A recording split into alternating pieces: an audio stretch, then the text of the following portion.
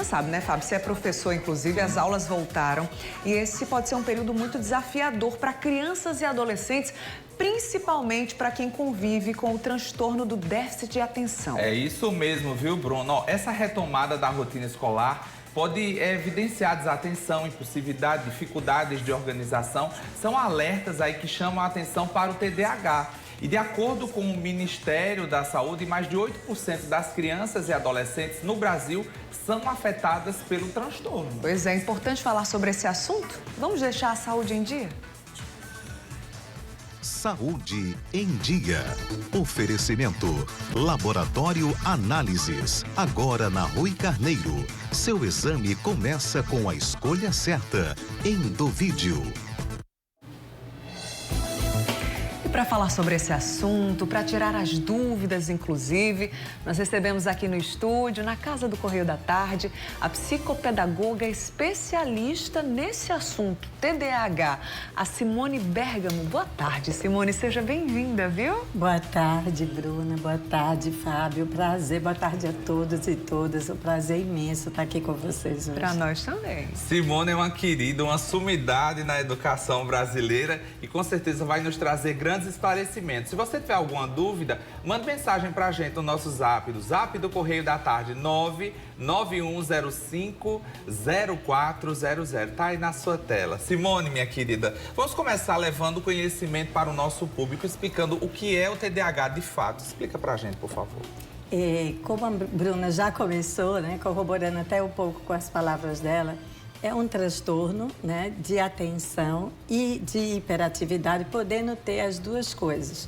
Eu posso ter uma pessoa que tem até adulta, né, com o déficit de atenção apenas, com o déficit de hiperatividade, e existe o que tem déficit de atenção e hiperatividade, as duas coisas juntas. O grande problema é você conseguir diagnosticar isso, né? Porque a gente sabe que, sem querer, as pessoas misturam, e tem muitos mitos por aí, e relaciona isso a criança que não para, que é muito agitada, a criança que só quer fazer o que quer, um pouco de falta de limites, né? Então, é importantíssimo o diagnóstico certo, porque quem tem um transtorno realmente sofre com isso. Não é não querer fazer, é não conseguir fazer. Não é não querer sentar naquele momento que os pais mandam, é não conseguir realmente sentar. Então é interessante ela falar sobre isso, né? Porque depois que as pessoas passaram a falar mais sobre TDAH, virou até uma questão de graça, né? Nas redes sociais. Ah, isso aqui é meu TDAH. Isso aqui... Mas às vezes, né, a pessoa nem tem o diagnóstico, né? Mas tem alguns sinais que merecem atenção. A gente separou uma telinha para ver se você se identifica ou não com esses sinais. Vamos colocar aí na tela, ó, presta atenção, tá? Dificuldade de manter a atenção em tarefas e brincadeiras, desorganização frequente, esquecimento e distração fácil, impulsividade, inquietação e fala em excesso, dificuldade também para seguir instruções até o fim.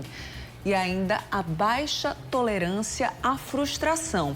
Esses sinais todos vêm juntos, vêm separados, com uma intensidade que chama a atenção. Explica pra gente, Simone. Pois é, eles têm que vir juntos, não todos, pode ser só alguns, mas eles têm que ter uma durabilidade, né? Então, não é porque aconteceu isso hoje que eu já vou dizer, ai, meu filho tem esse transtorno, né? Muito cuidado. A gente precisa de apoio de uma equipe multidisciplinar para que a gente consiga realmente perceber e orientar, encaminhando para as pessoas que vão fazer esse diagnóstico da maneira mais efetiva. Então, eu vou dar um exemplo.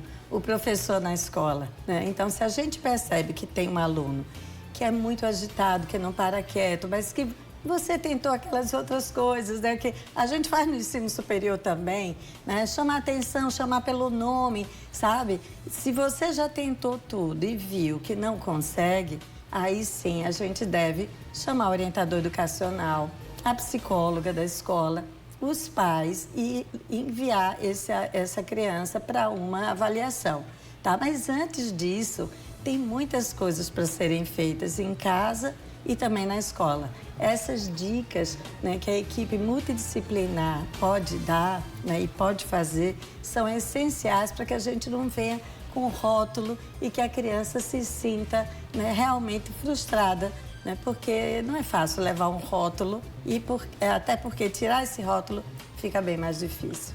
E porque às vezes é demorado também para se identificar o TDAH, né? Isso. Há quem até confunda os sintomas com outro tipo de transtorno ou até com uma enfermidade ou até uma desatenção.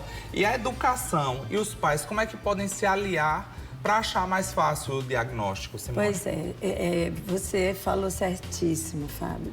Se eu listar aqui o que uma criança sem limite, porque os pais não deram limite, por exemplo, tem, e colocar naquela lista ao lado, você vai ver muita coisa parecida. Né? Então, a gente precisa fazer um diagnóstico geral, porque uma coisa é uma criança que não teve limites, né? Mas é totalmente diferente de uma outra que está aqui jogando com a gente, né? E de repente sobe aqui no meu pescoço, isso aconteceu várias vezes no consultório, né?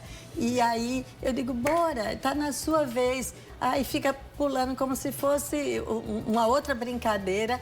E aí olha para mim e fala, está na minha vez? Eu digo, tá na sua vez. Aí ela desce, volta e joga. Pode ser um transtorno, né? De não ter o foco, dessa hiperatividade, mas pode ser um dia em que essa criança está agitadíssima. Então, realmente se confunde com vários outros transtornos e a gente tem que tomar muito cuidado. Mas o essencial é fazer a avaliação. Essa avaliação, ela pode ser feita por um psicólogo, mas o diagnóstico só é dado por um médico. Isso é fundamental. O diagnóstico é dado ou por um pediatra, né, um neuropediatra, ou por um neuropsiquiatra. Porque existe aí outras etapas, porque não é algo apenas de comportamento, né, é neuronal, é um distúrbio que interfere realmente, né, o cérebro da criança, então não é algo que a gente vá conseguir lidar, né, simplesmente com algumas atividades. Importante. E o que eu acho que é fundamental, eu já tenho um bom tempo de carreira, né, Fábio? São mais de 40 anos na educação. E eu tive consultório por muito tempo na vida. E nesse consultório, eu trabalhava com psicopedagogia e o que mais vinha para mim era dificuldade de aprendizagem. E o que é aprender?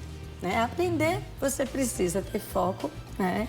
Você precisa ter desejo, ter vontade, mas você precisa internalizar o que você ouviu, né? E misturar aí um pouco com o que você já tem de experiência de vida e construir um conhecimento que é só teu. Se você é hiperativo, se você não tem atenção, você não consegue fazer com que isso aconteça. E aí os alunos reprovam, né? Tem alguns que dizem assim, eu estou na sala, mas parece que eu não consigo ouvir o que o professor diz, é como se não fosse para mim.